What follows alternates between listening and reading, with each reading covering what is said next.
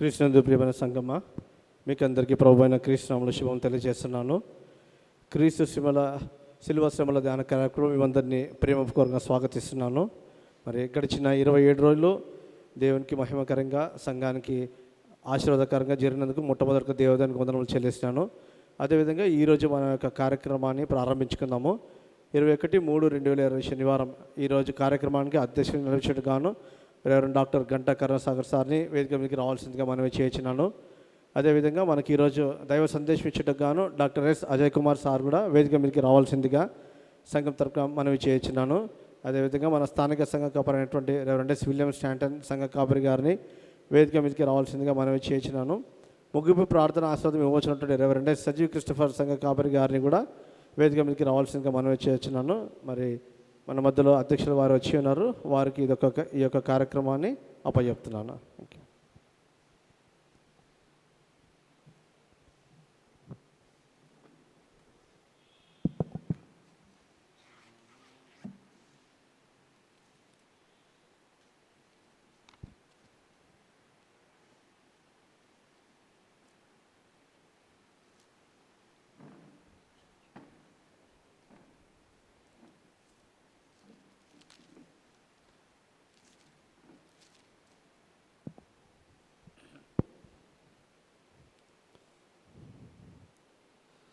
మన అతిక్రమ క్రియలను బట్టి అతడు గాయపరచబడెను, మన దోషములను బట్టి నలగొట్టబడెను.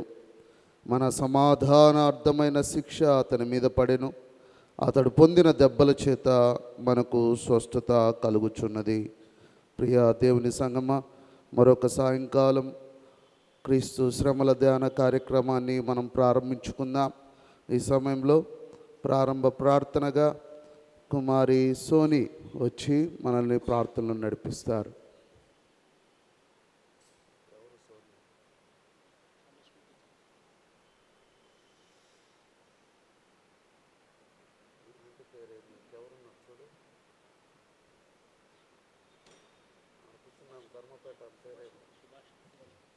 శ్రీమతి సుభాష్ని అంటే వచ్చి మన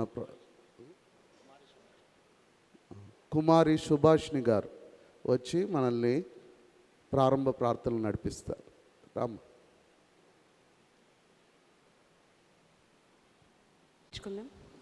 ప్రేమగల తండ్రి, దయగల నాయన, గడిచిన కాలం అంతా కూడా మమ్మల్ని కాపాడి సంరక్షించిన మా దేవ, మీకు వందనములు స్తుతులు స్తోత్రం చెల్లించుకుంటున్నాం. ప్రభా, ఈ సాయంకాల సమయంలో మీ యొక్క ఆలయంలో సంఘంగా కూడి స్తుతించుటకు కనపరచుటకు మీరు మాకు ఇచ్చిన గొప్ప భాగ్యం బట్టి మీకు వందనం చెల్లించుకుంటున్నాం.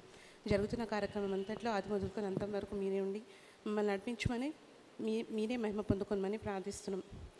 మీకే సకల మహిమ ఘనత ఆరోపిస్తూ ఈ కొద్ది వినపం యేసుక్రీస్తు పరిశుద్ధ నామమున అడిగి వేడుకొంచున్నాం మా పరమ తండ్రి, ఆమేన్.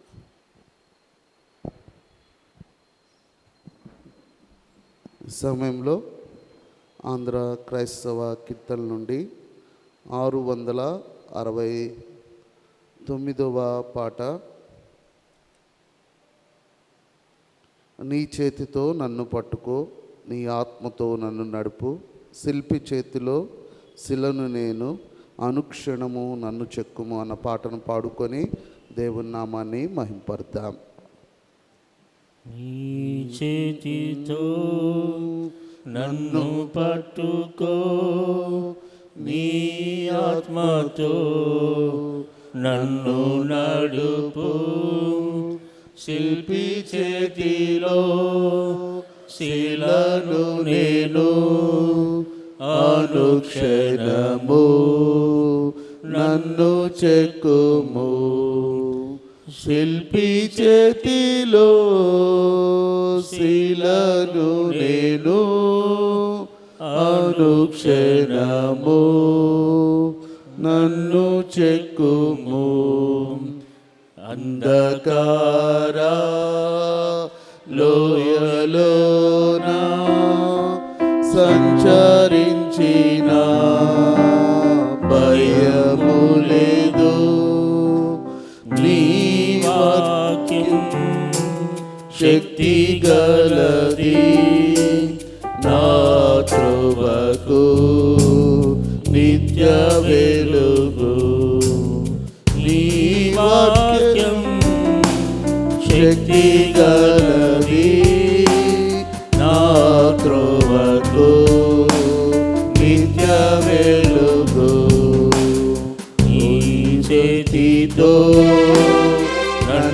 పట్టుకో నీ ఆత్మతో నన్ను నడుపు శిల్పి చేతిలో శీలను నేను అనుక్షరము నన్ను చెక్కుము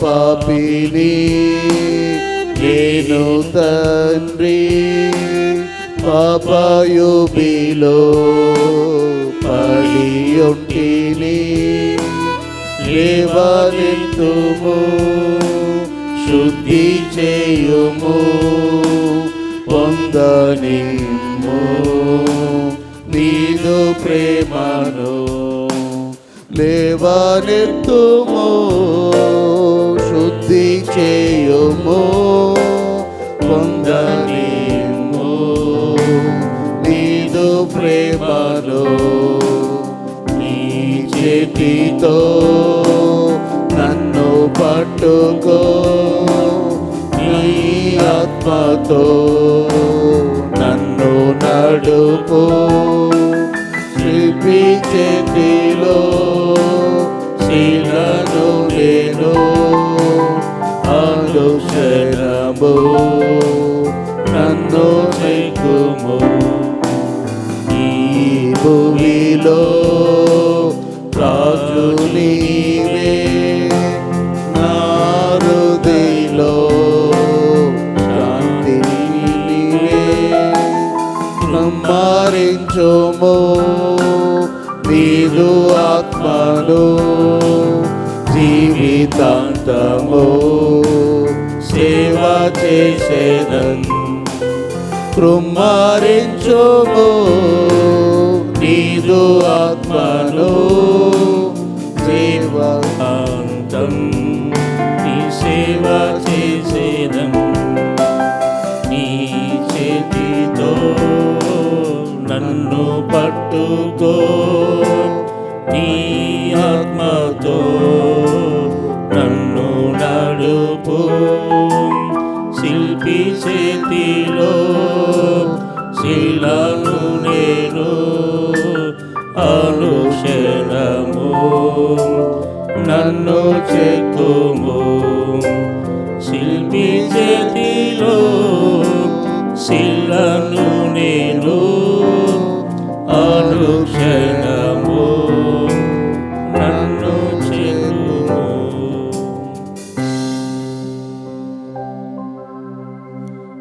ప్రార్థనా సమయం. అపోస్తుడైన యోహాను రాసిన మొదటి పత్రిక 1వ అధ్యాయము 9వ వచనం. అపోస్తుడైన యోహాను రాసిన మొదటి పత్రిక 1వ అధ్యాయము 9వ వచనం.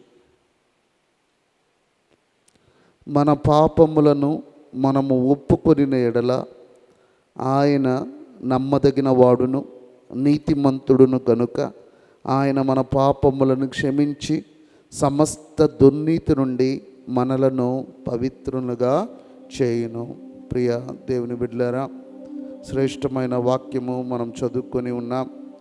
ఈ వాక్యపు యొక్క అనుభవము మనందరికీ కూడా తెలుసు, అందరికీ కూడా సుపరిచితమైన వాక్యమే. అయితే మనము ధ్యానిస్తున్న అనుభవంలో తప్పక జవాబొచ్చు ప్రార్థన, తప్పక జవాబొచ్చు ప్రార్థనలో ఈ వారమునకు చివరిగా మన పాపములకు తప్పకుండా క్షమాపణ దేవుని సన్నిధిలో మనకు దొరుకుతుంది.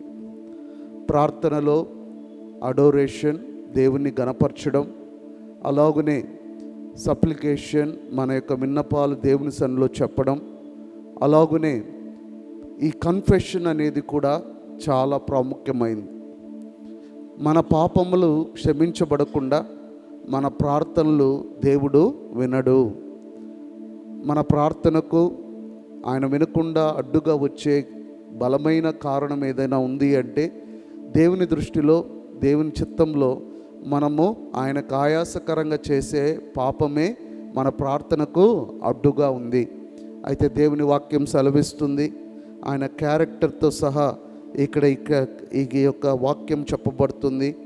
మనం ప్రార్థనలో మన పాపములను మనం ఒప్పుకున్న ఎడల ఆయన నమ్మదగిన వాడును నీతిమంతుడు గనుక ఆయన మన పాపములను క్షమించి సమస్త దుర్నీతి నుండి మనల్ని పవిత్రులుగా చేస్తాడు అని దేవుని వాక్యం సెలవిస్తుంది. అనగా మన ప్రార్థన ఎంత దేవుడు జవాబు ఇవ్వగలిగిన ప్రార్థన ఏదైనా ఉంది అంటే, ఒక పాపి, ఒక అపవిత్రుడు, పరిశుద్ధత లేనివాడు, అపవిత్రము కలిగినవాడు ఆయన సన్నిధికి వచ్చి, అయ్యా నేను పాపము చేసి ఉన్నాను, నన్ను క్షమించమంటే ఆయన క్షమించే దేవుడై ఉంటున్నాడు కదా. నీ ప్రార్థనకు జవాబు రాలేదని అనేక సార్లు నేను బాధపడుతూ ఉంటాం, దుఃఖిస్తూ ఉంటాం. అయితే ఆయన జవాబిచ్చే ప్రార్థనలు అనేకం ఉన్నాయి. ఈ ప్రార్థన మనం చేయగలిగితే, జెన్యూన్గా చేయగలిగితే, నిజాయితీగా చేయగలిగితే, దేవుని దృష్టిలో మన పాపములను మనము క్షమింపబడిన వారమై పవిత్రులుగా మనం మార్చుకోగలిగితే, ప్రియ దేవుని బిడ్డలారా, మరొక గొప్ప వాగ్దానం నీ చేతికి వస్తుంది. అదేంటంటే, నీతిమంతుని ప్రార్థన మనపూర్వకమైనదై బలము కలిగినదిగా ఉంటుందట, శక్తివంతంగా ఉంటుందట. సో ఆ యొక్క యెషయా 6వ అధ్యాయం, ఆ యొక్క యెషయా ప్రవక్త ఆ అద్భుతమైన ఆ దర్శనాన్ని ఆయన చూస్తున్నప్పుడు, ఇదిగో అత్యున్నత సింహాసనం మీద ఆసీనుడైన ఆ దేవుని యొక్క పరిశుద్ధతను అతను చూచినప్పుడు అతడు చేసిన ప్రార్థన ఒకటే, అయ్యా నేను అపవిత్రమైన పెదవులు కలవాడనయ్యా అని ప్రార్థించగానే, ఇదిగో నీతిమంతుడును నమ్మదగిన దేవుడు ఏం చేశాడు అంటే, ఆ బలిపీఠం మీద ఉన్న కారు చిచ్చును తీసుకొని వచ్చి తన పెదవులకు తాకించి, నీ పెదవులు పవిత్రమాయను అంటూ ఈ ప్రార్థన అంత బలమైంది. ప్రదేవం బిడ్డలారా, నాకు అది కావాలి, ఇది కావాలనేవి మనకు ఆయన ఆలస్యం చేయొచ్చేమో, కానీ ఒక విశ్వాసి తను తాను తగ్గించుకొని వచ్చి, అయ్యా నా పాపాలు ఇవి, నేను అపవిత్రున్నయ్యా, నా జీవితంలో ఈ బలహీనతలు ఉన్నాయి, ఈ పొరపాటు నేను చేస్తున్నాను, ఈ విషయంలో నేను తప్పిపోయి ఉన్నాను, నన్ను క్షమించు అంటే నమ్మదగిన నీతిమంతుడైన దేవుడు మనల్ని క్షమించడానికి సిద్ధ మనసు కలిగి ఉన్నాడు. సో మనము ఈ వారమంతా కూడా ఈ ప్రార్థనలు మనం చూసాం. ఇదిగో ప్రభువా, నా ద్వారా నిన్ను మహిమపరచుకో అంటే ఆయన మనల్ని మన జీవితాల్లో కార్యం చేస్తాడు. అయ్యా నీ గురించి నాకు మరింతగా తెలియచేయమంటే ఆయన మనకు తెలియచేస్తాడు. అయ్యా మాకు జ్ఞానాన్ని దయచేయమంటే ఆయన మనకు జ్ఞానాన్ని దయచేస్తాడు. అయ్యా నీకు విధేయుడిగా జీవించడానికి మాకు శక్తినిమ్మంటే ఆ విధేయతను కలిగి ఉండడానికి ఆత్మ నడిపింపు దేవుడు మనకిస్తాడు. అలాగునే మన పాపములు క్షమించమని అడిగితే ఆయన క్షమించడానికి సిద్ధంగా ఉన్నాడు. ఈ వారంలో మనం నేర్చుకున్న అంగీకారమైన ప్రార్థన, దేవుడు మనకిచ్చే ప్రార్థనలు మనం నేర్చుకున్నాం. సో ఆ యొక్క లోక సంబంధమైన వాటన్నిటినీ, మన అవసరాలన్నింటినీ పక్కన పెట్టి దేవునికి ఇష్టమైన ప్రార్థనలేవో మనం చేయగలిగితే, ముందు వాటిని పొందుకుంటూ ఉండగా, ఆయన రాజ్యాన్ని, నీతిని మొదట మన ప్రార్థనలు వెతుకుతూ ఉండగా, నువ్వు అడిగిన దానికంటే, ఊహించిన దానికంటే అత్యధికమైన విషయాలు నా జీవితంలో జాయిన్ అవ్వడం జరుగుతుంది, అవి జతపరచబడడం జరుగుతుంది. కాబట్టి నీకేం కావాలో అవి అడగడానికి ప్రార్థన వాడద్దు. దేవుడు నీ చిత్తం, దేవుడు నీ జీవితంలో ఆయన ఏం ఆశిస్తున్నాడో అది చేయడానికి సిద్ధపడు. అప్పుడు తప్పకుండా నీ ప్రార్థనకు తగిన జవాబును మనము పొందుకోగలుగుతాం. రండి, అందరం ముందుకు వచ్చి, మోకరించగలిగిన వారు ముందుకు వచ్చి మోకరించడానికి సిద్ధపడదాం. నిలబడగలిగిన వారు నిలబడదాం, కూర్చోగలిగిన వారు కూర్చుందాం. ఇదిగో అనుదినం అనుక్షణం మనము ప్రార్థన ఎలా చేయాలో, మనం ఎటువంటి ప్రార్థనలు దేవుని ద్వారా మనం పొందుకుంటామో మనం వింటూ ఉన్నాం. సంవత్సరాలు తరబడి దేవుని సన్నిధిలో నువ్వు ప్రార్థిస్తున్నావేమో, ప్రార్థనకు జవాబు రాక ఇబ్బంది పడుతున్నావేమో. ఇదిగో స్టాంటన్ మెమోరియల్ తెలుగు బాప్టిస్ట్ సంఘంగా దేవుని దృష్టిలో, దేవుని సన్నిధిలో జవాబు వచ్చే ప్రార్థనలు మనం విన్నాం. ప్రార్థన చేయి. ఒకవేళ దేవునికి ఆయాసకరమైన చూపులు, తలంపులు, మాటలు ప్రవర్తన, అలవాట్లు, చేతలు, నడక, పడక ఒకవేళ నా జీవితంలో ఉంటే ఈ సమయంలో వాటిని అడుగుదాం దేవుణ్ణి. అయ్యా నన్ను క్షమించు, నాకు శక్తి నీ ప్రభా. అయ్యా సమస్త దుర్నీతి నుండి నన్ను పవిత్రుడిగా చేయి ప్రభువా. ఒక పాపి ఆ సిలువలో వేలాడుతున్న యేసయ్యను చూచి, ఈ శిక్ష మనకైతే సమ్మతమే కానీ పరిశుద్ధుడు, ఏ పాపము ఎరుగని ఈయనకు ఈ సిలువ సరైనది కాదు. ఓ యేసు, మమ్మల్ని క్షమించు, నీ రాజ్యములో మమ్మల్ని జ్ఞాపకం చేసుకో అని ఆ దొంగ, పాపములో ఏలాడుతున్న దొంగ తన చివరి క్షణములో యేసయ్య దగ్గర ప్రార్థన చేయగా క్షమాపణ పొందుకున్నవాడు అతను. అంత నమ్మకస్తుడు ఆయన, అంత నీతిమంతుడు ఆయన. ఈరోజు నిన్ను నన్ను క్షమించడా? ప్రార్థన చేద్దాం. నోరు తెరిచి అందరం కూడా ప్రార్థన చేద్దాం. యేసు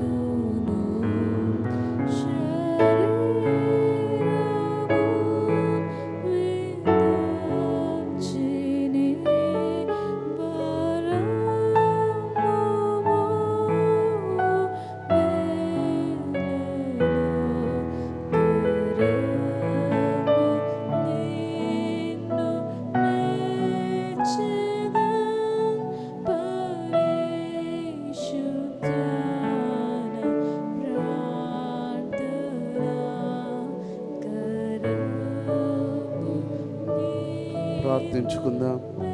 కృపా సత్య సంపన్నుడా, పరలోకపు తండ్రి, నీ నామమును బట్టి నాయన నీకు వందనములు, స్తుతులు, స్తోత్రాలు నాయన.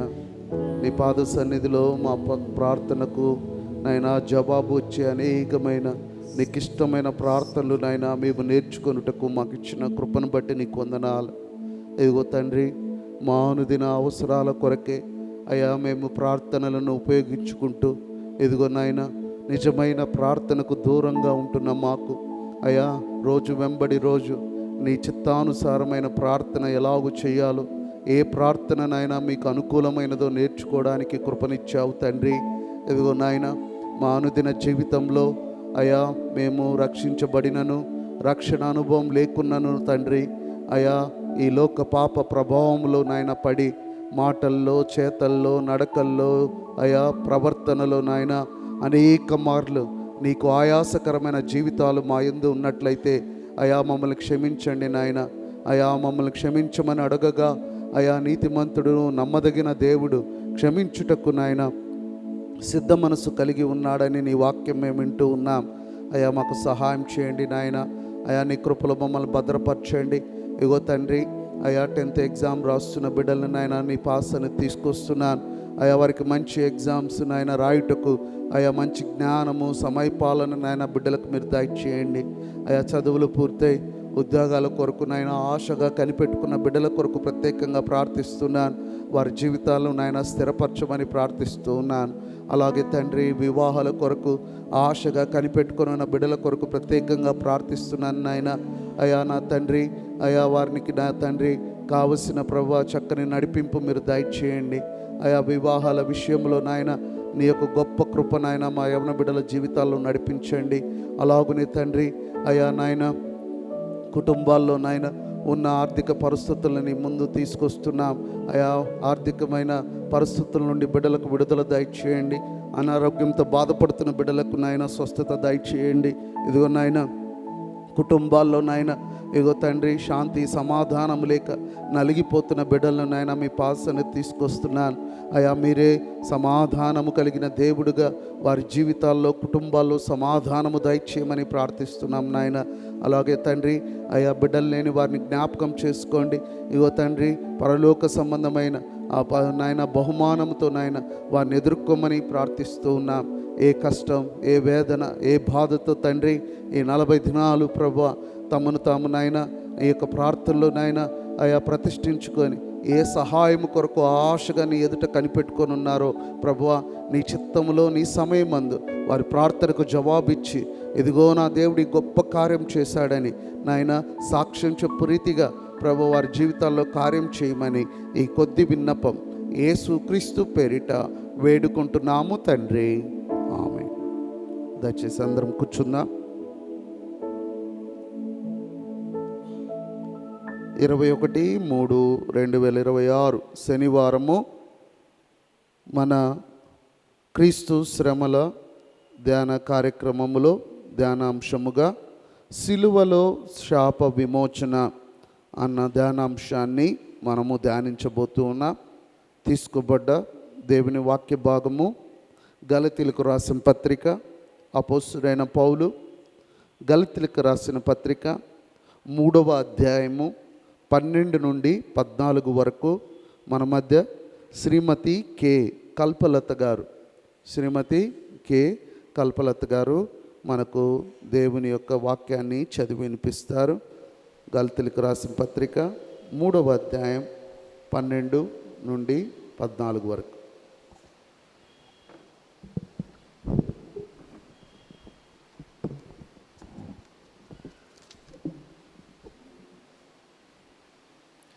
ఈరోజు ధ్యాన నిమిత్తం ఏర్పాటు చేయబడినటువంటి వాక్య భాగము గలతీయులకు రాసిన పత్రిక 3వ అధ్యాయము 12వ వచనం నుంచి 14 వరకు.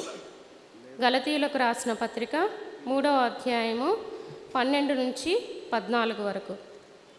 నీతిమంతుడు విశ్వాస మూలంగా జీవించును, ధర్మశాస్త్రము విశ్వాస సంబంధమైనది కాదు, కానీ దాని విధులను ఆచరించువాడు వాటి వలననే జీవించును. ఆత్మను గూర్చిన వాగ్దానము విశ్వాసం వలన మనకు లభించినట్లు అబ్రహాము పొందిన ఆశీర్వచనము క్రీస్తు యేసు ద్వారా అన్యజనులకు కలుగుటకై క్రీస్తు మన కోసము శాపమై మనలను ధర్మశాస్త్రం యొక్క శాపము నుండి విమోచించెను. ఇందును గూర్చి మ్రాను మీద వ్రేలాడిన ప్రతి వాడును శాపగ్రస్తుడు అని రాయబడి ఉన్నది. దేవుడు తన పరిశుద్ధ వాక్యంను దీవించును గాక. నాకు ఈ అవకాశం ఇచ్చిన పాస్టర్స్కి, ఈస్టర్ కమిటీ వారికి కృతజ్ఞతలు తెలియజేస్తున్నాను. థ్యాంక్ యూ అమ్మ. మంచిది. ఈ సమయంలో కొన్ని ప్రత్యేకమైన పాటలు ఉన్నాయి. మా మధ్య సండే స్కూల్ పిల్లలు ఉన్నట్లయితే వాళ్ళు వచ్చి మొదటగా ప్రత్యేకమైన పాట పాడతారు. సండే స్కూల్ పిల్లలు పాడిన పిదప కుమారి ఆర్ అనుష వచ్చి ప్రత్యేకమైన పాట పాడి దేవుని నామాన్ని మహిమపరుస్తారు.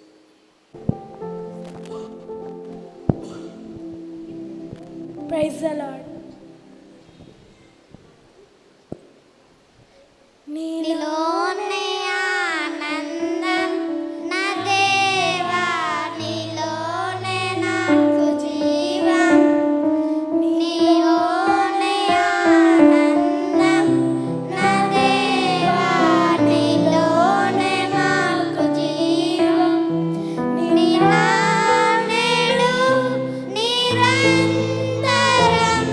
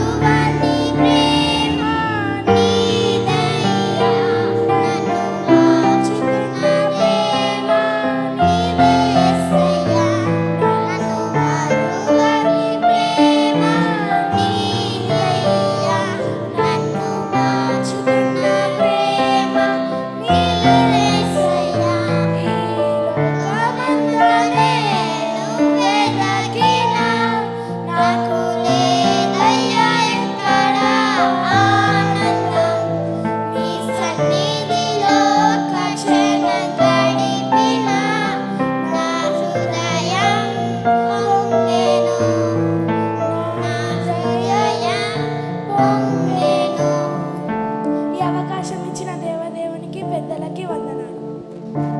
Thank you. God bless you. Kumari R Anusha వచ్చి ప్రత్యేకమైన పాట పాడి దేవుడి నామం.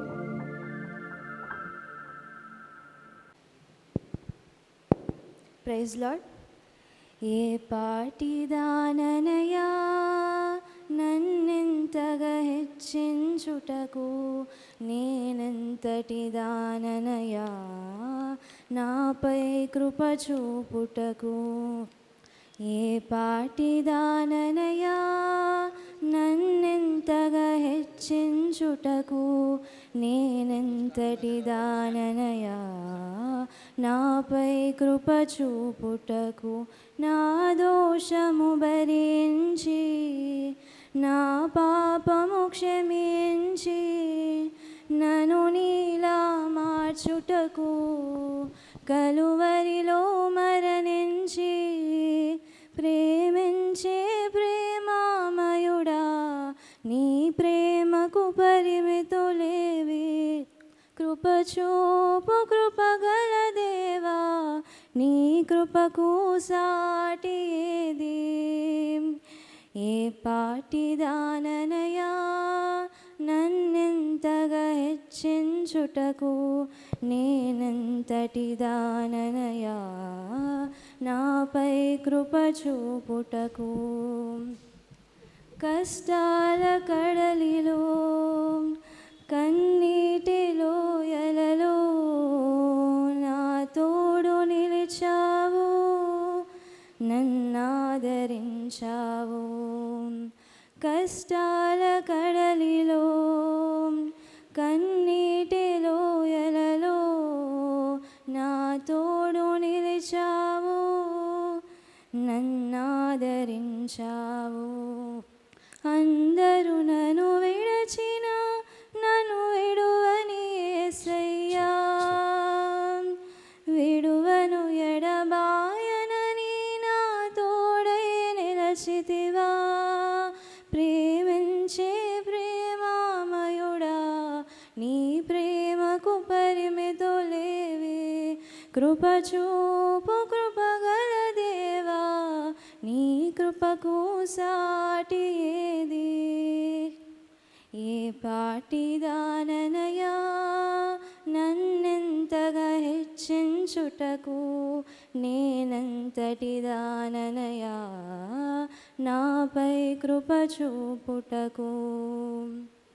నీ ప్రేమను మరువలేనయ్యా, నీ సాక్షిగా బ్రతికెదనేసయ్యా. నీ నొందిన నీ కృపను ప్రకటింతును బ్రతుకంతా. నీ ప్రేమను మరువలేనయ్యా, నీ సాక్షిగా బ్రతికెదనేసయ్యా. నీ నొందిన నీ కృపను ప్రకటింతును బ్రతుకంతా. నేనొందిన ఈ జయము నీవెచ్చినదేనయ్యా, నీవెచ్చిన జీవముకై స్తోత్రము యేసయ్యా. ప్రేమించే ప్రేమామయుడా, నీ ప్రేమకు పరిమితులేవి. కృప చూపు కృపగల దేవా, నీ కృపకు సాటి ఏది. ఏ పాటిదాననయా నన్నెంతగా హెచ్చించుటకు, నేనెంతటి దాననయా నాపై కృప చూపుటకు. ఏ పాటిదాననయా. Thank you. Very good Anusha. May God bless you. ప్రత్యేక పాటలు పాడిన సండే స్కూల్ పిల్లలను కుమారి ఆర్ అనుషను దేవుడు దీవించుగాక. ఈ సమయంలో మనము దేవుని వాక్యం వినడానికి సిద్ధపడదాం. మన మధ్య డాక్టర్ పి అజయ్ కుమార్ గారు ఉన్నారు. వారు మనకు దేవుని వాక్యాన్ని మనతో పంచుకుంటారు. ఈ సమయాన్ని డాక్టర్ గారికి ఇస్తున్నాం.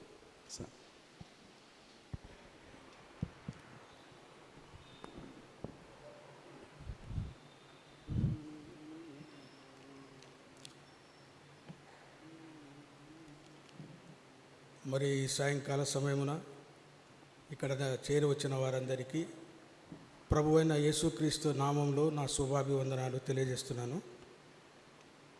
దేవుని కృపా కనికరాలను బట్టి మనము ఈ లెంట్ డేస్లో ఇంతవరకు ఆయన శ్రమలను ధ్యానించినాము. ఈ దినము కూడా మరి ప్రత్యేక అంశంగా సిలువలో శాప విమోచన అనే ఆ గొప్ప కార్యాన్ని గురించి మనం ధ్యానించనే ఉన్నాము. చిన్న ప్రార్థనతో మొదలు పెడదాం.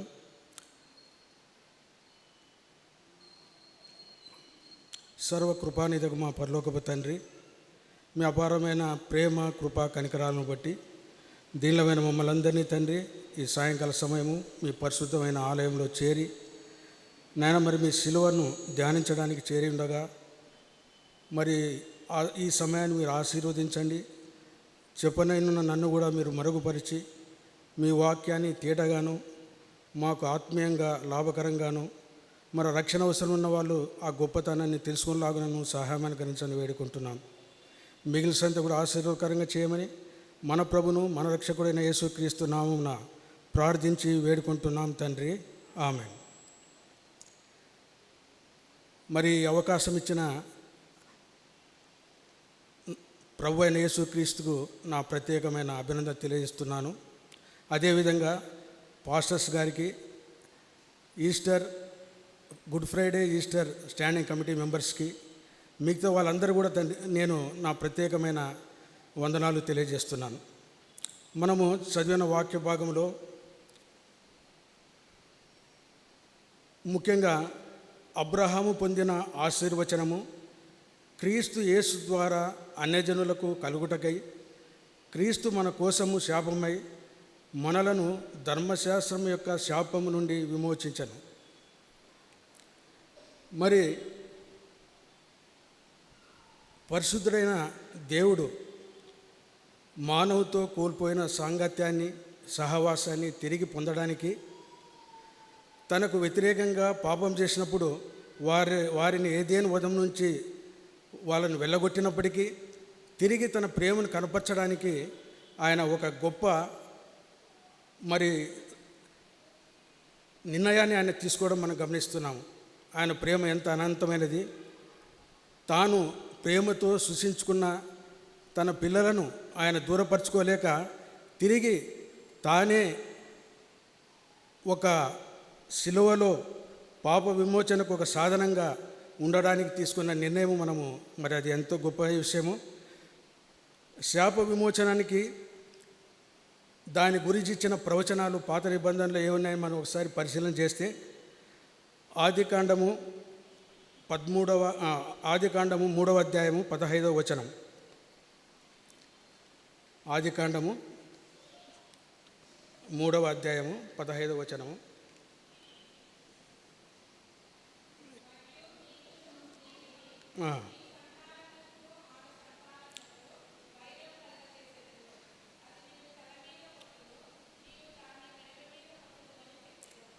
ఇది మానవుడు పాపం చేసి శిక్షకు పాత్రుడయ్యి తన తండ్రికి దూరమైన వేళ దేవుడు ఇచ్చిన మొదటి శుభవార్త మనసుకి ఎంతో ఆశాజనకంగా తిరిగి తన కుమార్తెలను తిరిగి తాను పొందాలనే ఉద్దేశంతో ప్రభువు చెప్పిన మొదటి సువార్త ఇది.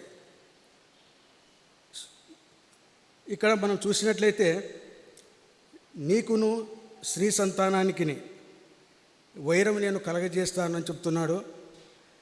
ఆమె నీ తలను చితకగొట్టును, నీవు మెడవ మీద కొట్టుదవు అని మనం ఈ వచనంలో చూస్తూ ఉన్నాం.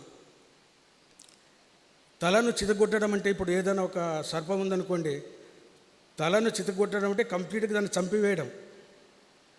మడిమ మీద కాటు వేసింది అనుకోండి, ట్రీట్మెంట్ తీసుకొని మనం బాగే అవకాశం ఉంటుంది. కాబట్టి ఇక్కడ సాతాను చేసిన కార్యం ఏమంటే మడిమ మీద కాటేసింది అది. కానీ ప్రభువైన యేసుక్రీస్తు సాతాను యొక్క బలాన్ని, మరణ బలాన్ని తీసివేయడానికి తలను చితకగొట్టినట్లు మనము చూస్తున్నాము. మరి ఈ వచనము మనకు మొదటగా ఇవ్వబడిన శుభవార్తగా ఉంటుంది. అదేవిధంగా రెండవ ప్రధాన వచనం మనం చూసినప్పుడు శాప విమోచన విషయమై యెషయా 53:4-5 వచనాలు. మరి అధ్యాయం అంతా మనం చదివినప్పుడు యేసుక్రీస్తు యొక్క మరణాన్ని ముందుగా మనం ప్రవచించినట్టు చూడగలం. యెషయా 53వ అధ్యాయము 4-5 వచనాలు.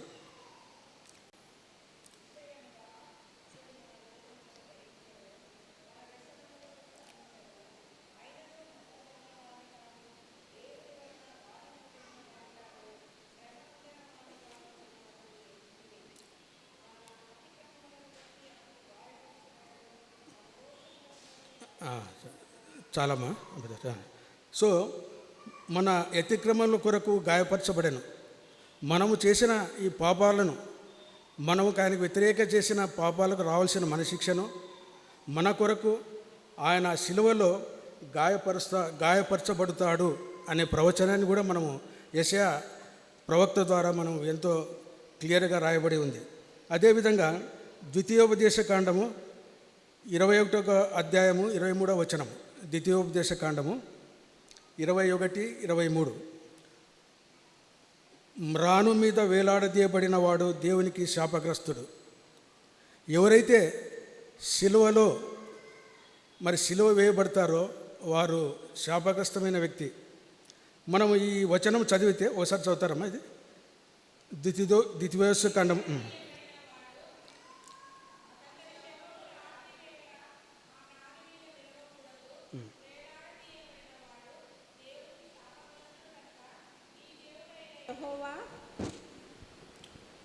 నీ దేవుడైన యెహోవా స్వాస్థ్యముగా నీకిచ్చుచున్న దేశమును నీవు అపవిత్రపరచకుండునట్లు అగత్యముగా ఆ దినమున వానిని పాతిపెట్టవలెను.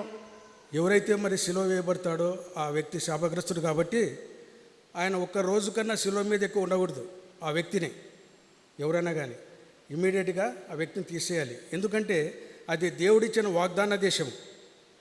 యేసు ప్రభు యొక్క మరణాన్ని మనం చూసినట్లయితే కొత్త నిబంధనలో ఆయన రమారమి 9 గంటలప్పుడు సిలువ వేయబడి 3 గంటలప్పుడు మరణించినాడు. అంటే సిలువలో ఉన్న సమయము 6 గంటలు. కాబట్టి ప్రవచనాలను ప్రభువు ఏ రకంగా ప్రతి ఒక్కరిని సంపూర్ణ పరిచనాలనే విషయంలో తెలుస్తుంది. మామూలుగా సిలువ వేసిన వ్యక్తులు దొంగతనం కానీ, వ్యభిచారం కానీ, వేరే నేరం వల్ల సిలువ వేయబడిన వారు కొన్ని గంటల నుంచి కొన్ని రోజుల వరకు ఉంటారంట సిలువలో. అందరేం చనిపోరు ఇమ్మీడియట్గా. లేకపోతే ఎక్కువగా హింసింపబడిన వారు, వాళ్ళకు ప్రధాన ఆయుధాలకు ఏమైనా దెబ్బ తగిలిన వారు త్వరగా చనిపోయే అవకాశం ఉంటుంది. కానీ ఈ వచనాన్ని నెరవేర్చడానికి, అంటే దీన్ని బట్టి యేసు ప్రభువు ఏ పాపం చేయకపోయినా ప్రజలందరి పాపము తన మీద పడడం వల్ల ఒక నిజమైన శాపగ్రస్తమైన వ్యక్తిగా మారినాడు. కాబట్టి ఆయన రెండు రోజులు 3 రోజులు సిలువలో లేడు. ఒక 6 గంటలు ప్రభువు ఇచ్చిన వాగ్దానం వచనం ప్రకారము ఒక రోజు కన్నా ఆయన అక్కడ సిలువ మీద లేడు. కాబట్టి ఈ ప్రవచింపబడిన వచనం కూడా సంపూర్తిగా నెరవేరబడింది. అదేవిధంగా జకర్యా గ్రంథాన్ని చూస్తే జకర్యా 12:10 ఇశ్రాయేలీ ప్రజలు తాము పొడిచిన నా మీద లేక వాని వైపు దృష్టి పెట్టెదరు అని ఉంటుంది వాక్యం. కాబట్టి ఎవరైతే ఆ శిలువలో మరణించినారో, శిలువలో మరణించిన ప్రభుని చూసినప్పుడు వాళ్ళకు నిజమైన ఆత్మీయ రక్షణ దొరుకుతుందని ఈ వచన భాగ్యం కూడా ప్రభు మనం ఎవరైనా మారు మనసు కావాలి, రక్షణ పొందాలి, ఈ పాపం నుంచి విముక్తి కావాలంటే మనకు ఒక మార్గము శిలువలో వేలాడిన యేసయ్య గురించి ధ్యానించడమే, ఆయన పాద సన్నిధికి వచ్చి ఆయనను రక్షించమని ప్రార్థించడమే. అదేవిధంగా కీర్తనల గ్రంథము 22వ అధ్యాయము, కీర్తనలు 22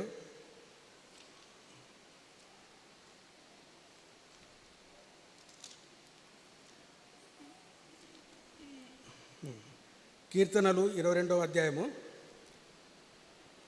5, 6, 7 నేను చదువుతా చూడండి. ఇది వారు నీకు మొరపెట్టి విడుదల నొందిరి, నీ యందు నమ్మిక ఉంచి సిగ్గుపడకపోయిరి. నేను నరుడను కాను, నేను పురుగును, నరుల చేత నిందింపబడిన వాడను, ప్రజల చేత తృణీకరింపబడిన వాడను. నన్ను చూచువారందరూ పెదవులు విరచి తల ఆడించుచు నన్ను అపహసించుచున్నారు. ఈ వాక్యం ఇది యాక్చువల్గా శిలువ కీర్తన అంటారు. 100వ కీర్తన, శిలువ కీర్తన, 22వ కీర్తన శిలువ కీర్తన. ఇది సుమారు రమారమి 1000 సంవత్సరాల క్రితం రాయబడిన కీర్తన. ఇది చూడండి. అదే విషయాన్ని ఈ ఇప్పుడు మనం చదివినాం కదా, చూసిన వాళ్ళందరూ పోతా పోతా దారిలో పోతా యేసుప్రభు వేలాడుతూ ఉంటే తలలు ఊచుచు, ఈయన ఏమంత గొప్పవాడనుకున్నాము, ఏమి ఆఖరికి ఇట్లయిపోయింది, ఈయన రక్షించుకోలేడా, ఎంతోమందిని రక్షించినాడు, మరి ఎందుకు ఇట్లా ఈయన పరిస్థితి అని వాళ్ళందరికీ అపహాసం అయిపోయింది. అదే వచనాన్ని మనము మార్కు సువార్త 29వ వచనం చూడండి ఒకసారి. మార్కు సువార్త 16వ అధ్యాయము 29వ వచనం. మార్కు సువార్త 16వ అధ్యాయము 29వ వచనం. అంటే 15 29.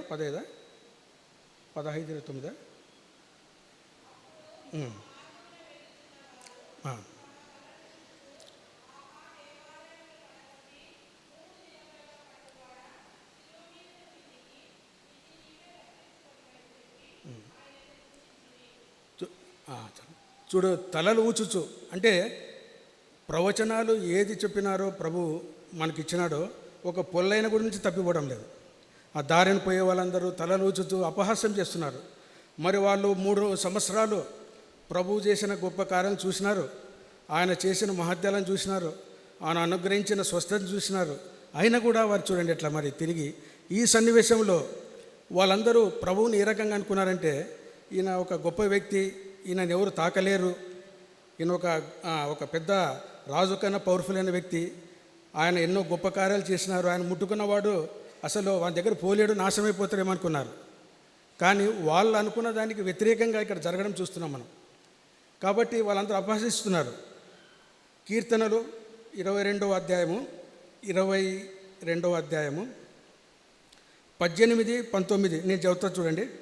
నా వస్త్రములు వాళ్ళు పంచుకొనుచున్నారు, నా అంగీ కొరకు చీట్లు వేయుచున్నారు. అదే వచనం మనం ఇప్పుడు మార్కు సువార్త 15వ అధ్యాయం 24 వచనం చూడండి. అది మార్కు సువార్త 15:24.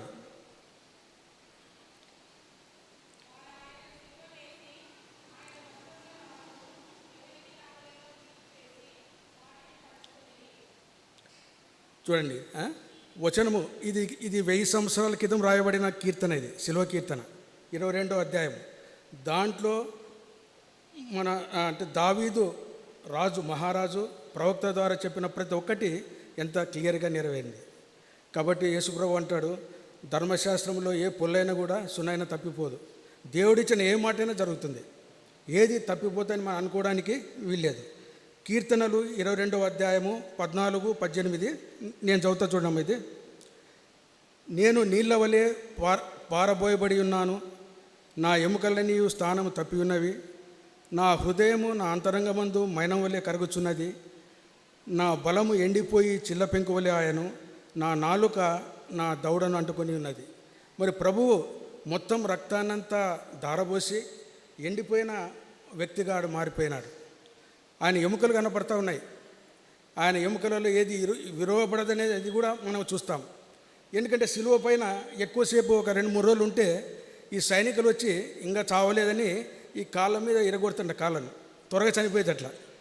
కానీ ప్రవచనము ఒక ఎముక కూడా ఇరగదన్నారు. కాబట్టి యేసు ప్రభు ఒక 6 గంటలు మాత్రమే సిలువ యాతను భరాయించి తన ప్రాణాన్ని వాక్యానుసారంగా ప్రవచనానుసారంగా మరి తన తండ్రికి సమర్పించుకున్నట్టు మనం చూస్తాం.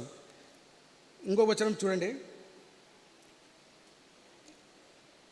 16వ అధ్యాయం కీర్తనలు 22వ అధ్యాయము 16వ వచనం. కీర్తనలు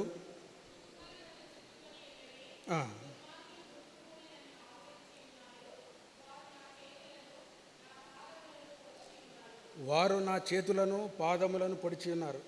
ప్రభువును సిలువ వేసినప్పుడు కాళ్ళలో చేతులలో సిలువలు కొట్టినారు. అంటే ఇక్కడ ఉద్దేశము తండ్రి అనాది సంకల్పము ఎట్లా నెరవేరుతుందో మనకు మరి ఈ కీర్తన ద్వారా ప్రభు యొక్క మరణాన్ని గురించి, ఆయన చేయబోయే ఆ గొప్ప బలియాగాన్ని గురించి మరి ఎంతో క్లియర్గా మరి ప్రభు ఇక్కడ పేర్కొన్నారు. మరి ఇటువంటి ప్రవచనాలన్నీ నెరవేర్పుగా క్రీస్తు ప్రభువు ఒక పవిత్రమైన జన్మ ద్వారా ఈ లోకానికి వచ్చి 33.5 సంవత్సరాలు జీవించిన తన 3.5 సంవత్సరాలలో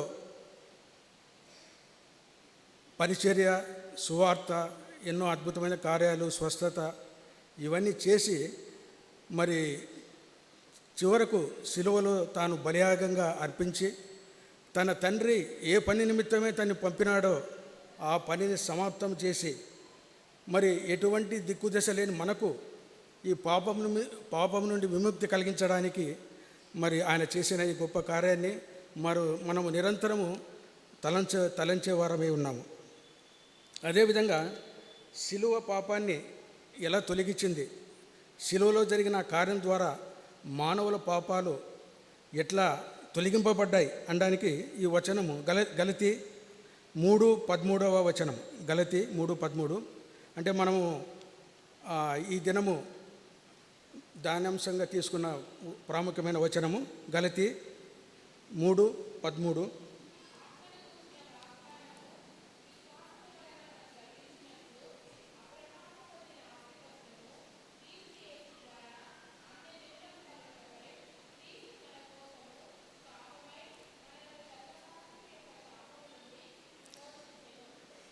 క్రీస్తు పాపమై ధర్మశాస్త్రం నుంచి ఉన్న శాపం నుంచి మనల్ని విమోచించినట్లు చూస్తాము. మరి ఈ ప్రవచనాలు క్రీస్తు ద్వారా ఎలా నెరవేరినాయి, మనకు ఎలా పాపం నుంచి మనం తప్పించినాయని ఎంతో క్లియర్గా మరి ఈ వచన భాగాల్లో ఉంది. ఇంకొక వచనం కొలస్సీ 2:13-15. కొలస్సీలకు రాసిన పత్రిక 2వ అధ్యాయము 13-15 వచనాలు.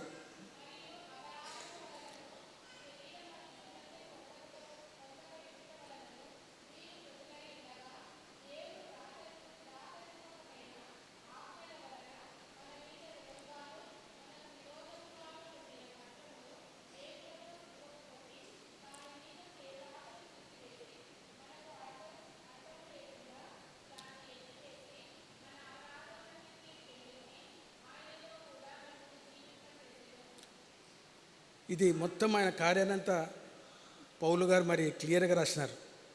ఎట్లా ఏ విధంగా ఆయన మన పాపపత్రాన్ని రద్దు చేసి ఆ శిలువకు మేకులతో కొట్టేసి మనము పాప విముక్తి కలిగించినాడనేది ఈ వచనం మనకు ఒకటి ఎలా నెరవేరిందనడానికి ఇది ఒక ముఖ్యమైన వచనము. 2 కొరింథీ 5:12. 2 కొరింథీ 5:12.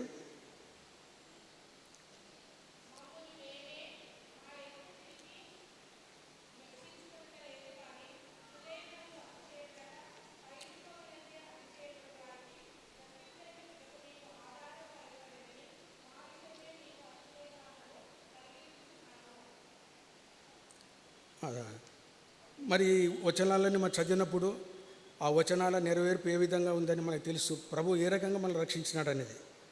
తర్వాత ఈ ప్రవచనాల ఫలితాలు ఆ గొప్ప కార్యం జరిగిన తర్వాత మానవుల హృదయంలో జరిగే గొప్ప కార్యాన్ని కూడా మరి ఎంతో కొన్ని వచన భాగాలను చూసుకుందాం. ఒక వచనం చూసుకుందాము. ఇర్మియా గ్రంథము 31వ అధ్యాయము 33వ వచనం. ఇర్మియా 31:33.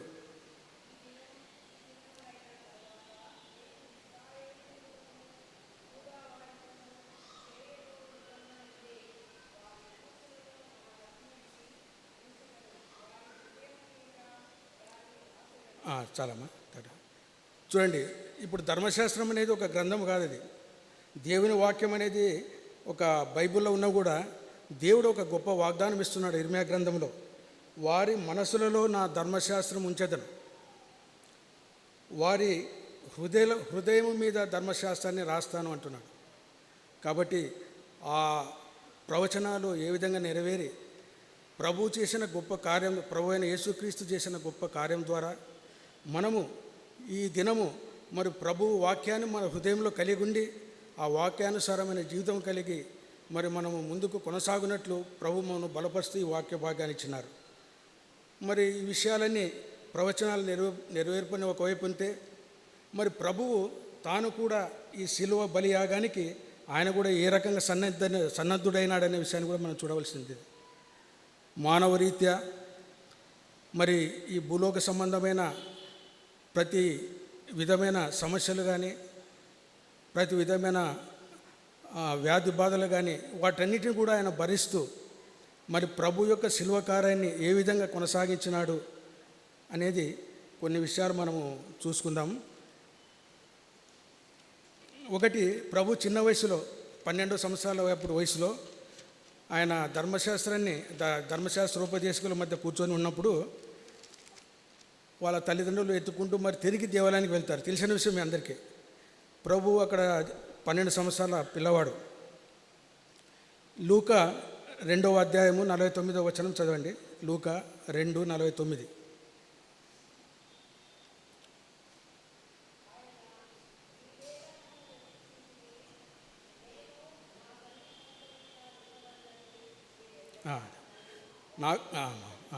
మీరు ఎందుకు అంటే అక్కడ ప్రభు అంటున్నారు వాళ్ళ తల్లిదండ్రులతో, మీరు ఎందుకు నన్ను వెతుకుతున్నారు? నా తండ్రి పనుల మీద నేను ఉండవాలని మీకు తెలియదా? చూడండి, మరి చిన్న వయసు నుంచే ప్రభు తనకు అప్పగించిన పని ఆ శిలువలో పాప విమోచన కార్యాన్ని జరిగించడానికి మరి చిన్న వయసులోనే ఆలోచన కలిగిన వ్యక్తిగా మనం చూస్తున్నాం. తర్వాత మత్తయి సువార్త 4:7-8 వచనాలు చదివితే అక్కడ సాతాను చేత ప్రభువు శోధింపబడినట్లు చూస్తాం. సాతానుడు ఈ శిలువ కార్యాన్ని అడ్డుకోవాలని, శిలువ కార్యాన్ని అడ్డుకున్నప్పుడే వాని రాజ్యాధికారం కోల్పోయేవాడు. ఒకవేళ శిలువలో బలియాగం జరిగింది అంటే సాతాను తన బలాన్ని మరణం మీద ఉన్న తన బలాన్ని కోల్పోయి ఇంకా వాడు నాశనానికే పాత్ర తప్ప వేరే దానికి ఏం లేదు. కాబట్టి ఈ కార్యాన్ని జరగకుండా చాలా రకాలుగా అడ్డుకోవాలని చూసినాడు. ఒకటి, ప్రభువును ఒక ఎత్తైన ఆలయ శిఖరం మీద తీసుకుపోయి ఈ లోకమహిమనంతా ఒకసారి చూపించి, నీవు నాకు సాగిలపడి మొక్కితే, అంటే మామూలు మొక్కడం కూడా కాదు, సాగిలపడి అంటే బోర్లపడి మొక్క, ఈ రాజ్యమహిమంతా నీకు ఇస్తానని చెప్పినాడు ప్రభుతో. కానీ మానవ రూపంలో ఉన్న ప్రభువు మరి దానికి అంగీకరించలేదు. తన తండ్రి పంపిన పని విషయము, తన తండ్రితో తాను నిబంధన చేసిన విషయము, పాప క్షమాపణ విషయము, క్రయధనంగా చెల్లించే విషయం అవన్నీ ప్రభువు తెలుసు. కాబట్టి అది ప్రభు అందుకు ఒప్పలేదు. నీ దేవునికి తప్ప నువ్వు ఎవరికి మొక్కకూడదని సాతాన్ని చెప్పడంతో వాడు అక్కడి నుంచి వెళ్ళిపోయినాడు. ఆయన గుండె దిట్టువని చేసుకొని ఆ శిలువ వైపు ముందు కొనసాగుతున్నట్లు మనం చూస్తాం. ఎవరైనా ఒక వ్యక్తికి నువ్వు ఒక 6 నెలల్లోనో సంవత్సరంలోనో చనిపోతావు అని చెప్పినామనుకోండి, ఇంకా ఆయనకి ఆ వ్యక్తికి ఏం ఇంట్రెస్ట్ ఉండదు దేని మీద. ఏమిగా ఏదో కూర్చొని ఏదో కొద్దిగా రూమ్లో ఏడ్చుకుంటానో బాధపడుకుంటానో వచ్చిన వాళ్ళందరూ చెప్పుకుంటానో ఉంటాడు. కానీ ప్రభువు ఇంత గొప్ప శిక్షను అనుభవించవలసి ఉంది. లోకాన్ని ఉన్నంత పాపము ఆయన ఏ పాపం లేని వ్యక్తి భరించాలి. మరి అటువంటి దాన్ని మనసులో పెట్టుకొని కూడా మామూలుగా సాదాసీదా ఆయన చేసిన కార్యాలు ఏమండి? స్వస్థపరచడం, బీదవారిని కనికరించడం, చూపు లేని వారికి చూపు ఇవ్వడము, అనారోగ్యంగా ఉన్న వారిని స్వస్థపరచడం, దీనులను ధైర్యపరచడం, పాపులని సమాజం చేత వెలివేయబడిన వారిని ఆయన దగ్గర తీసి మరి ప్రభువుని గురించి, తండ్రిని గురించి వాళ్ళకి పరిచయం చేయడము, మరి ఇటువంటి కార్యాలు చేసుకుంటూ ఆయన ముందు కొనసాగినాడు. రాజ్య సువార్తను ప్రకటించినాడు. కానీ మరి ఆయన ఈ ప్రతి కార్యాన్ని దాటుకుంటూ సక్సెస్ఫుల్గా ముందుకు పోయినట్లు మనం చూస్తాం.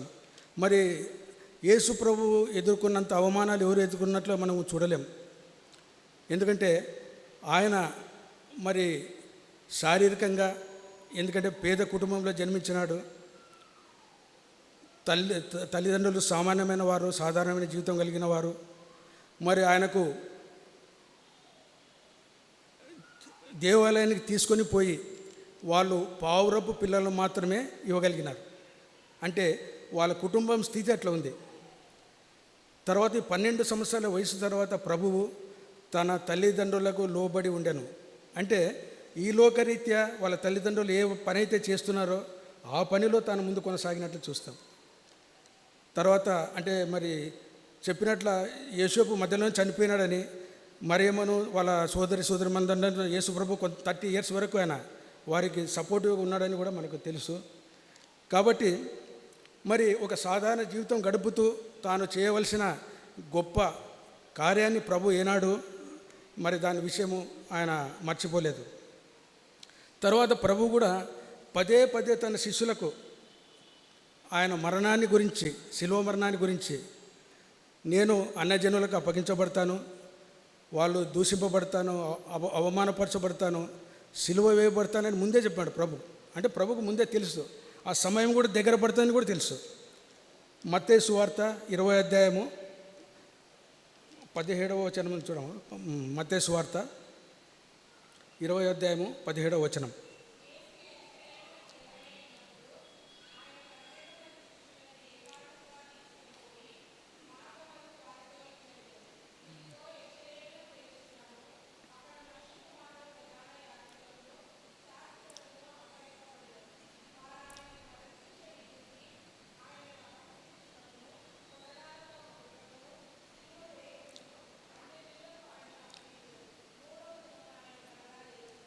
ఎంతో క్లియర్గా చెప్పినాడు ఆయన ముందే.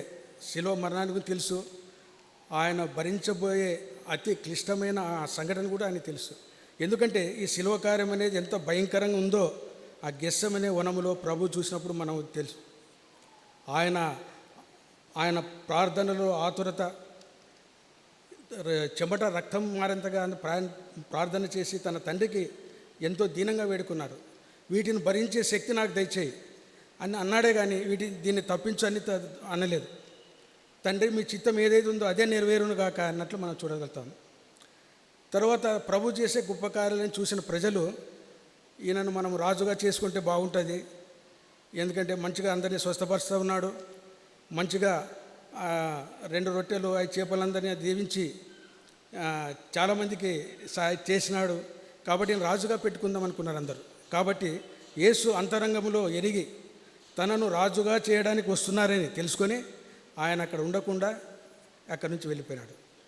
ఎందుకు? ఒకవేళ రాజుగా చేస్తే ఏముంది, ఆయన వచ్చిన కార్యం సఫలము కాదు. ఆయన వచ్చిన మానవ పాపాలు మరి దానికి ముగింపు లేదు. తండ్రితో కుమారులు కుమార్తెలు కోల్పోయిన సహవాసము తిరిగి రాదు. చూడండి, ఒకటి యోహాను సువార్త 6వ అధ్యాయము 15వ వచనము.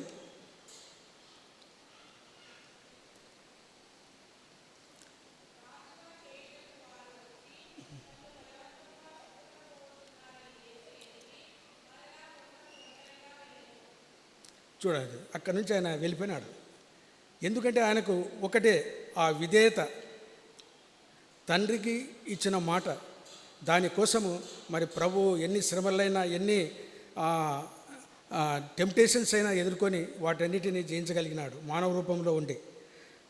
అదేవిధంగా మనం చూసినట్లయితే ప్రభువును సైనికులు అన్ని జనులందరూ పట్టుకోవడానికి వచ్చినప్పుడు పేతురు ప్రభు వచ్చినప్పుడు వాళ్ళ ప్రభు దగ్గరికి వచ్చినప్పుడు పేతురు ఆవేశపడిపోయి మల్కు అని ఒక ప్రధాన యాజకుని చెవిని తెగనరుగుతాడు. అప్పుడు ప్రభు అంటున్నాడు, ఇక్కడ ఆపేసేయండి, అది అంత అవసరం లేదు. ఎందుకంటే ఒకవేళ నా తండ్రిని వేడుకుంటే ఆయన 12 వ్యూహ సేనల కంటే ఎక్కువ మంది నాకు పంపించాలని అనుకుంటున్నారు మీరు. నేను ఒక చిన్న ప్రార్థన చేసి, తండ్రి నాయన ఇట్లా ఉంది నా పరిస్థితి అంటే ఆయన పంపడా? మనం కింద ఫుట్ నోట్లో చూస్తే ఒక వ్యూహం అంటే 600 మంది అంటాం. అది 600 చిన్నగా రాసిన ఫుట్ నోట్లో ఒక వ్యూహం అంటే 600 మంది బలిష్ఠులైన వాళ్ళు ఉంటారు.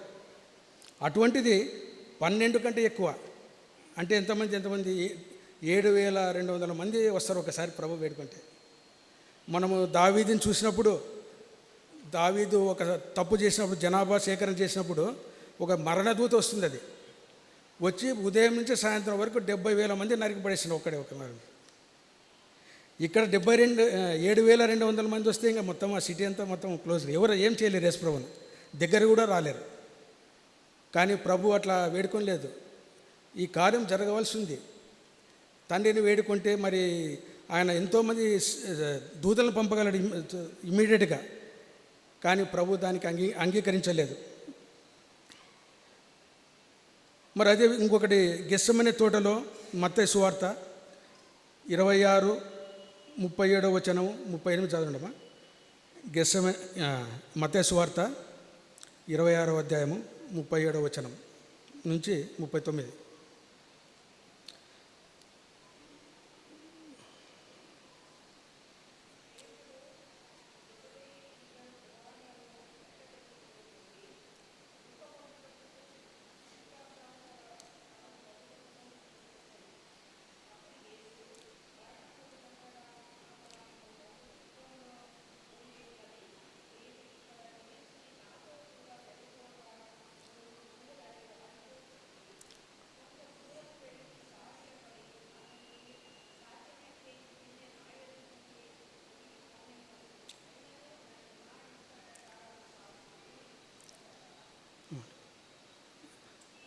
ఇక్కడనే అదే విషయంగా సైనికులు బంట్రోతులు ఇస్కరియోతు యూదా వచ్చినప్పుడు ఇస్కరియోతు యూదా చెప్పిన సూచన ప్రకారము ఆయనను పోయి ముద్దు పెట్టుకొని యేసుప్రభును బోధకుడు నీకు శుభము అని చెప్పడం మనం చూస్తాం కదా. కానీ తన శిష్యుడు ఆ విషయం చేసినప్పుడు కూడా ప్రభు ఆయన ఏమనలేదు. అంతేకాకుండా ఇంకొక సువార్తలో వాళ్ళందరూ వచ్చి ఎవరు ఎతుకుతూ ఉంటారు యేసుప్రభు ఎవరని. ప్రభువే ముందు ధైర్యంగా ముందుకొచ్చి మీరు ఎవరి కోసం వెతుకుతున్నారని అడుగుతున్నాడు. అంటే వాళ్ళు మాకు ప్రభు అయిన యేసుక్రీస్తు కావాలంటే ఆయనను నేనే. ఎవరంత ధైర్యంగా చెప్తారు? ఇంతమంది వచ్చినారు, చూస్తే ఒక కొన్ని వందల మంది వచ్చినట్లున్నారు అక్కడ పట్టుకుపోవడానికి. వాళ్ళు పట్టుకున్న వాళ్ళు ఊరికే వదిలిపెడతారా? ఎంత ఘోరంగా ట్రీట్ చేస్తారు ఆయనను. ఆయన అంటున్నాడు నేనే. ఒక గొప్ప నాయకత్వ లక్షణము. మరణానికి సమీపము, శిక్షకు సమీపంలో ఉన్నప్పుడు కూడా ఆయన తన గొప్ప కార్యాన్ని వదిలిపెట్టలేదు.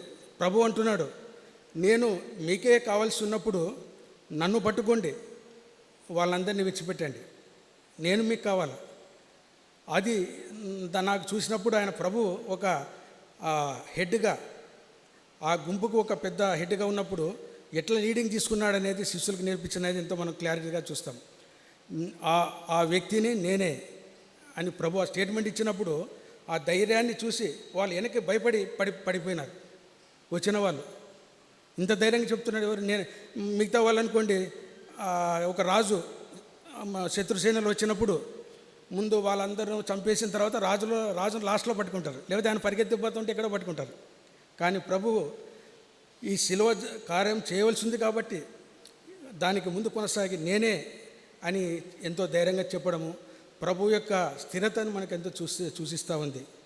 మరి పేతురు ద్వారా వచ్చిన శోధన కూడా నీకు దూరమగును కాకంటే సాతానా వెనుకపో, ఎందుకు ప్రభు కార్యాలను మనస్కరించలేదు అన్నట్లా పేతురును కూడా ప్రభు గద్దించినట్లు మనం చూస్తాం. మరి ఈ రకంగా ప్రభువు మరణ నిమిత్తము మానవ శాప విమోచన నిమిత్తము ఇచ్చిన ప్రవచనాలు, ప్రవక్తల ద్వారా చెప్పబడిన ప్రవచనాలు, వాటన్నిటినీ నెరవేర్చి మరి శిలువలో తాను ఒక గొప్ప బలియాగంగా మారి పాపము చేత మొత్తబడిన మనలను, పాపం చేత దూరస్థులమైన మనలను తిరిగి తండ్రితో ఈ కార్యం జరిగించడం ద్వారా ఐక్యతపరిచినారు. కాబట్టి మనం నిరంతరము మరి ప్రభువును స్తుతించవలసి ఉంది, కీర్తించవలసి ఉంది. మరి ఆత్మీయంగా రక్షణ పొందిన వారు ఆత్మీయమైన మేలులు పొందడానికి మరి ప్రభువును మనం సమీపించవలసిన వారిగా ఉన్నాము. ఎవరైతే రక్షణ లేదో మరి ఇదే అనుకూలమైన సమయం. ఈరోజు ప్రభువు చేసిన గొప్ప కార్యాన్ని, మరి ఈ గొప్ప కార్యాన్ని మనం తలంచుకొని ప్రభు పాద సన్నిధిలో చేరి మన పాపాలు ఒప్పుకొని పశ్చాత్తాపడి రక్షణ పొందుకుందాము. చివరిలో ఒక వాక్యం చదివి ముగించుకుందాం. యోహాను పత్రిక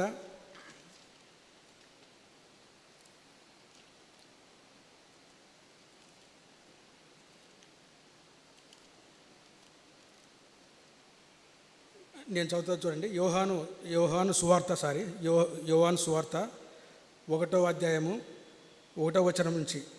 ఆది యందు వాక్యము ఉండెను, వాక్యము దేవుని యొద్ద ఉండెను, వాక్యము దేవుడే ఉండెను. ఆయన ఆదియందు దేవుని యొద్ద ఉండెను. సమస్తమును ఆయన మూలముగా కలిగెను. కలిగి ఉన్నదేదియు ఆయన లేకుండా కలగలేదు. ఆయనలో జీవముండెను. ఆ జీవము మనుషులకు వెలుగై ఉండెను. ఆ వెలుగు చీకటిలో ప్రకాశించుచున్నది కానీ చీకటి దానిని గ్రహింపకుండెను. ఈ వెలుగు మన కోసం చేసిన గొప్ప కార్యం ఇది. ఈయన మామూలు వ్యక్తి కాదు. తండ్రితో మరి సృష్టారంభం నుంచి తండ్రితో పాటు ఉన్న దేవుడు, త్రిత్వము. మరి ఆయన మనుషుల పాపం నిమిత్తమై ఇంత గొప్ప బలియాగాన్ని జరిగించినందుకు కాబట్టి అన్ని విషయాలలో మరి ఆయనకి మనం ప్రథమ స్థానం ఇచ్చేవారు గాను. ప్రతి మోకాలు ఆయన నామంలో వంగవలసిందే. భూమిపైన కానీ, ఆకాశంలో కానీ, భూమి క్రింద కానీ, ఎక్కడైనా కానీ ఆయనకే సమస్త మహిమ ఘనత చెల్లునుగాక. ఆమె.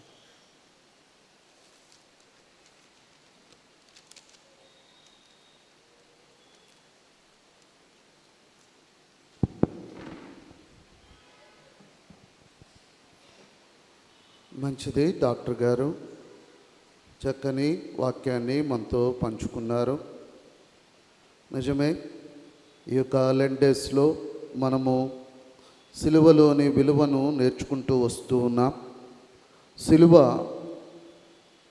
మనకు ఒక ఆచార సంబంధమైన ఆభరణం కాదు, కానీ ఆ సిలువలు మనం చూచినప్పుడల్లా ఈ వారమంతా మనం నేర్చుకుంది మొదటిగా సిలువలో విధేయత కనపడుతూ ఉంది.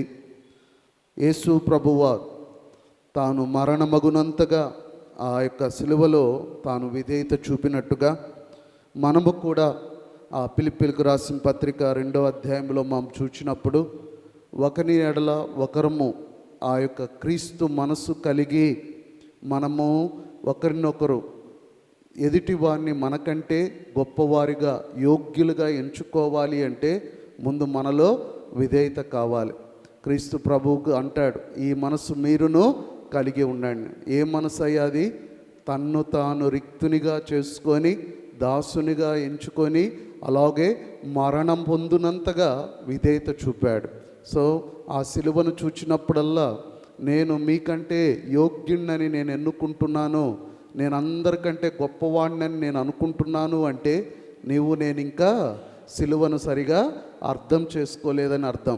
ఆ సిలువను నిజంగా అర్థం చేసుకుంటే మనము మనకంటే ఎదుటివాడిని యోగ్యునిగా ఎంచుకునే ఆ యొక్క విధేయత మనకు కలిగి ఉంటుంది.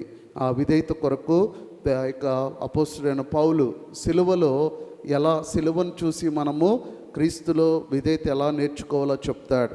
అలాగే మంగళవారము మనం స్వస్థతను గురించి నేర్చుకున్నాం.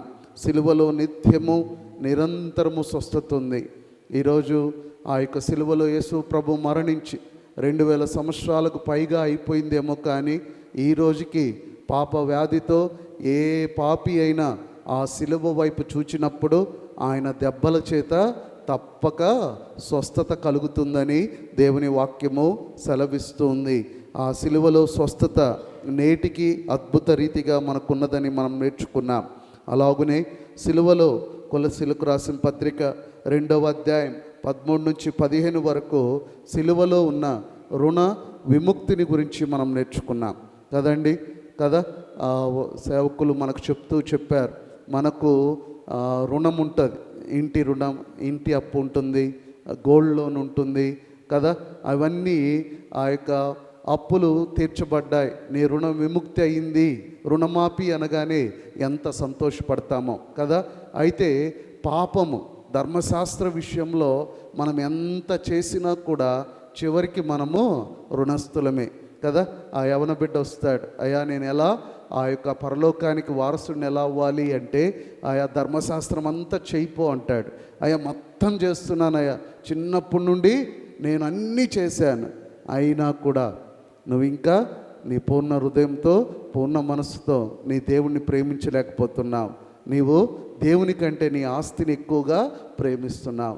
బాహ్యంగా ధర్మశాస్త్రాన్ని మనం అంతా పాటించవచ్చు అని అనుకోవచ్చు, కానీ ఆ ధర్మశాస్త్రము నిరంతరము మనల్ని అపరాధ భావంలోనూ రుణము కలిగిన వారుగా ఉంచితే ప్రభు ఏం చేశాడంటే ఆ సిలువలో ఇక నువ్వు ఏ విషయంలో కూడా నీవు రుణ పొందాల్సిన అవసరము లేదు. నా యొక్క ప్రతి రుణము ఆయన మాఫీ చేశాడు. ఆ సిలువలో నాకు రుణ విముక్తి కలుగచేశాడు.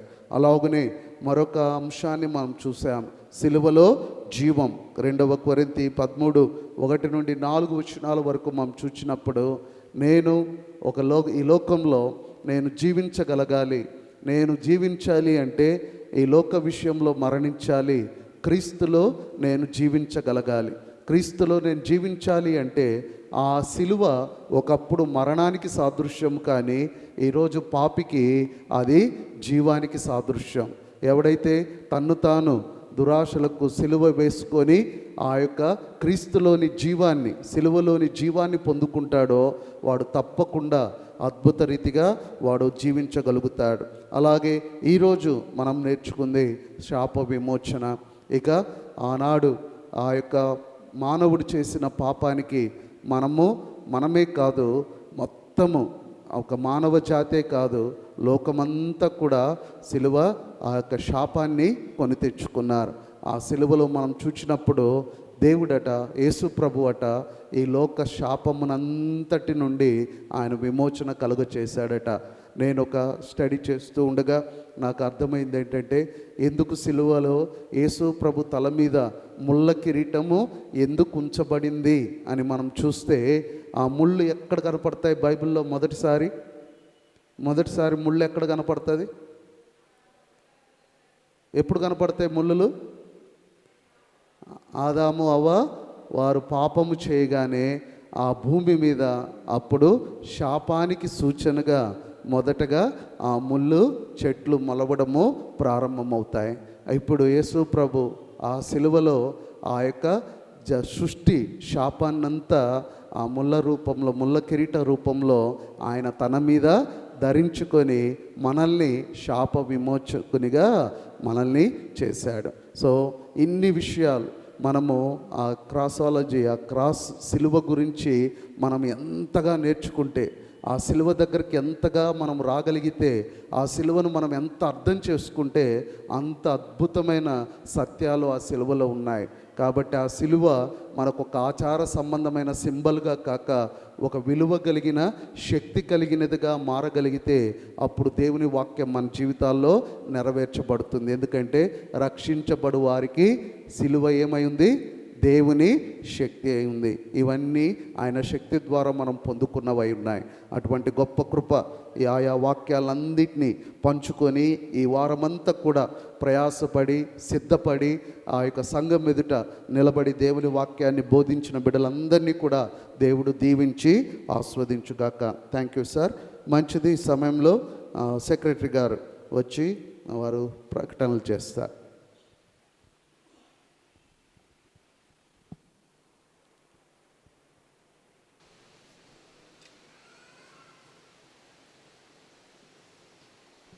క్రీస్తునందు ప్రియమైన సంఘస్థులందరికీ వందనములు. ఈరోజు ఆరాధన కార్యక్రమమును అధ్యక్షులుగా ఉండి నడిపించినటువంటి రెవరెండ్ గంటా కరుణాసాగర్ గారికి వందనములు చెల్లిస్తున్నాను. ప్రారంభ ప్రార్థన చేసినటువంటి కుమారి సుభాషిణి గారికి కూడా వందనములు. అదేవిధంగా ప్రార్థన సమయాన్ని జరిపించినటువంటి సీనియర్ సంఘ కాపరి గారికి కూడా ప్రత్యేక వందనములు చెల్లిస్తున్నాం. బైబిల్ పఠనం జరిగినటువంటి శ్రీమతి కె కల్పలత గారికి కూడా వందనములు. ప్రత్యేక పాట పాడినటువంటి సండే స్కూల్ పిల్లలకు మరియు అదేవిధంగా కుమారి ఆర్ అనిషా గారికి కూడా వందనములు. మరి సందేశాన్ని వినిపించినటువంటి డాక్టర్ ఎస్ అజయ్ కుమార్ గారికి ప్రత్యేక వందనములు చెల్లిస్తున్నాం. ముగింపు ప్రార్థన ఆశీర్వాదం చేయవారు రెవరెండ్ సజీవన్ కిష్టపర్ సంఘ కాపరి గారు ఈ ముగింపు ప్రార్థన ఆశీర్వాదం చేయుదురు. ఈరోజు స్పాన్సర్ చేయవారు డాక్టర్ ఎస్ అజయ్ కుమార్ గారు. అంటే ఇప్పుడు సందేశాన్ని ఇచ్చినటువంటి డాక్టర్ గారు ఈరోజు మనకందరికీ గిబ్సన్ హాల్లో భోజనాలు ఏర్పాటు చేసినారు కనుక అందరూ అక్కడికి చేరవలసిందిగా కోరుచున్నాను. Thank you. Thank you sir. మంచిది. ప్రియ దేవుని బిడ్డలారా, మన మధ్య గత సండే సంఘ సెక్రటరీ గారు మన మందిరంలో ప్రకటించిన రీతిగా రేపు 24వ తేదీ 7 గంటలకు మన స్టాంటన్ సంఘం గిబ్సన్ హాల్లో all India United Christian right council వారి ద్వారా ఆ యొక్క ప్రవీణ్ ప్రగడాల గారి ఆ యొక్క వర్ధంతిని పురస్కరించుకొని ఆ యొక్క క్రైస్తవ హక్కుల విషయమై ఒక చిన్న మీటింగ్ ఏర్పాటు చేయబడి ఉంది. ఈ సమయంలో all India United Christian rights council వారు మన మధ్య ఉన్నారు. దయచేసి వారు ముందుకు రావాల్సిన కోరుచున్నా. వారి పోస్టర్ ఆ యొక్క మన మందిరంలో పోస్ట్ చేస్తున్నాం కనుక దాన్ని ప్రార్థన చేసి ఓపెన్ చేయమన్నారు కాబట్టి దాన్ని మనం ఓపెన్ చేద్దాం.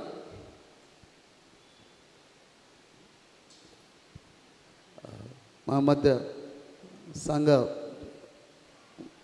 పెద్దలు ఉన్నారా? చైర్మన్, స్టాండింగ్ కమిటీ లేని పక్షాన మన గుడ్ ఫ్రైడే ఈస్టర్ కమిటీ వాళ్ళు దయచేసి ముందుకు రండి.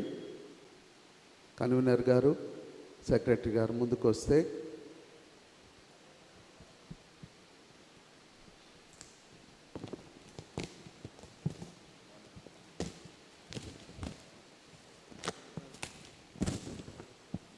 జోయల్ సార్.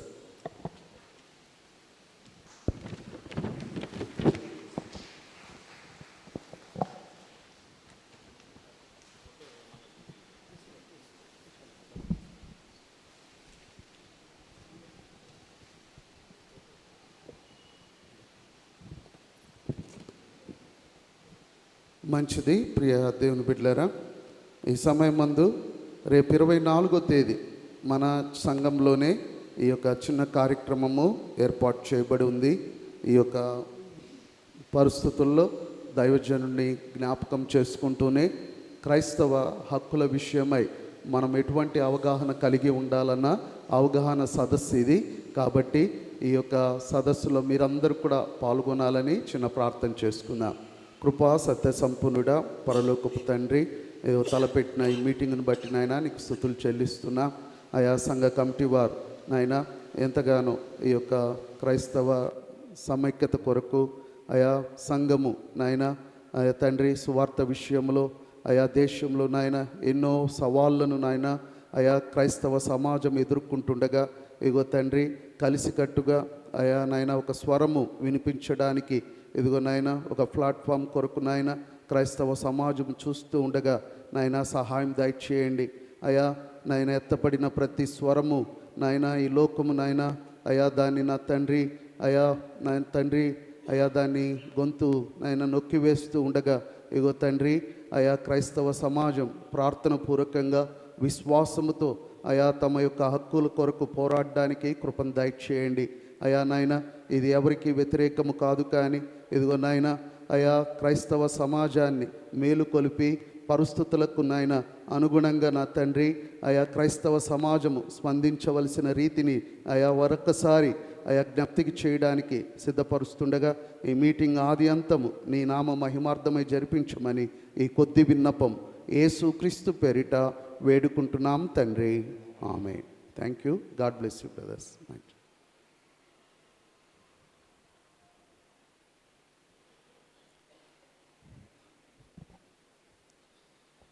మంచిది. సమయంలో అందరం లేచి నిలబడదామండి. మన మధ్య రెవరెండ్ ఎస్ అజీవ్ కృష్ణపర్ గారు ఉన్నారు. వారు ముగింపు ప్రార్థన ఆశీర్వాదంతో ఈ కూడిక ముగించుకు. మహాపరిశుద్ధుడా, జీవంగల తండ్రి యేసయ్య, మీకే వందనాలు స్తుతులు స్తోత్రాలు చెల్లించుకుంటున్నాం. ఈ లెంట్ 28వ దినంలో మేము ప్రవేశించి 28 దినములు శ్రేష్టమైన వాక్కును తండ్రి మాకు అందించినందుకు ఈ ఉపవాసం దినాన్ని బట్టి స్తోత్రం ప్రభువా. వాక్కు ద్వారా మమ్మల్ని బలపరుస్తున్నందుకై స్తోత్రం ప్రభా. దైవజనుల ద్వారా మరి సంఘ సభ్యుల ద్వారా తండ్రి మీరు అందిస్తున్న వాక్కును వ్యర్థం కాకుండా నిరంతరంగా ఫలించుటకు సహాయం దయచేయండి. మీ వాక్కును మేము ప్రకటించుటకు సహాయం దయచేయండి ప్రభా. ఈ సిల్వ ధ్యాన కూటములు ప్రభా ఘనంగా జరుగుటకు సహాయం దయచేయమని ప్రార్థిస్తున్నాం. Good Friday resurrection day committee వారు తండ్రి ఎంతో కన్వీనర్ గారు, సెక్రటరీస్, జాయింట్ సెక్రటరీస్ కష్టపడి పనిచేస్తున్నారు తండ్రి. వాళ్ళు దీవించండి, ఆశ్రయించండి ప్రభా. స్పాన్సర్ చేసిన డాక్టర్ పి అజయ్ కుమార్ గారి ఫ్యామిలీని దీవించండి, ఆశ్రయించమని ప్రార్థిస్తున్నాం. వచ్చిన ప్రతి ఒక్క విశ్వాసాలను దీవించండి, ఆశీర్వదించండి. తిరిగి మేము గృహం వెళ్తుండగా క్షేమకరంగా మమ్మల్ని చేర్చమని ప్రార్థిస్తూ రేపు పరిశుద్ధ దినం తండ్రి మేమందరము సకాలంగా తండ్రి కుటుంబంతో జీవముల యేసుక్రీస్తు ప్రభుని ఆరాధించుటకు పూజించటకు తండ్రి మీ ఆలయంలో ఉండుటకు సహాయం తెచ్చమని ప్రార్థిస్తూ ఘనతయు మహిమ ప్రభావాలు మీకే అర్పిస్తూ రానైన యేసుక్రీస్తు జీవము గల పరిశుద్ధ నామంలో అడిగి వేకుంటున్నాం మా తండ్రి ఆమెన్. మన తండ్రి అయిన దేవుని యొక్క ప్రేమ, మన ప్రభును రక్షకుడైన యేసుక్రీస్తు యొక్క కృప, పరిశుద్ధాత్మ యొక్క సహవాసము ఇప్పుడు ఎల్లప్పుడు సదాకాలం తోడే నడిపించును గాక. ఆమెన్. హల్లెలూయా హల్లెలూయా హల్లెలూయా హల్లెలూయా. స్తోత్రం యేసు స్తోత్రం యేసు స్తోత్రం యేసు స్తోత్రం యేసు. Thank you Jesus, thank you Jesus, thank you Jesus, thank you Jesus. Hallelujah, hallelujah, hallelujah, hallelujah. అందరికీ వందనాలు.